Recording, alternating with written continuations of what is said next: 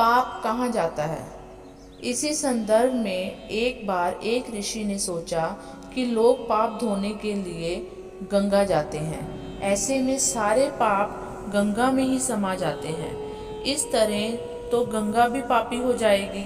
उस ऋषि ने यह जानने के लिए आखिर पाप कहाँ जाता है तपस्या की। तपस्या करने के फल स्वरूप देवगण प्रकट हुए। तब ऋषि ने उनसे पूछा कि गंगा में जो पाप धोया जाता है वह कहाँ जाता है। तब भगवान ने कहा कि चलो गंगा जी से ही पूछते हैं इस बारे में। ऋषि और भगवान दोनों ने ही गंगा जी से पूछा कि हे गंगे, सब लोग तुम्हारे यहाँ पाप धोते हैं, तो इसका मतलब क्या आप भी पापी हुई। तब गंगा ने कहा कि मैं कैसे पापी हो गई, मैं तो सभी पाप लेकर समुद्र को अर्पित कर देती हूँ। इसके बाद ऋषि और भगवान समुद्र के पास गए और उनसे पूछा कि हे सागर, गंगा सभी पाप आपको अर्पित कर देती है, तो क्या आप पापी हो गए। तब समुद्र ने कहा कि वो कैसे पापी हुए, वो सभी पाप को भाप बनाकर बादल बना देता है।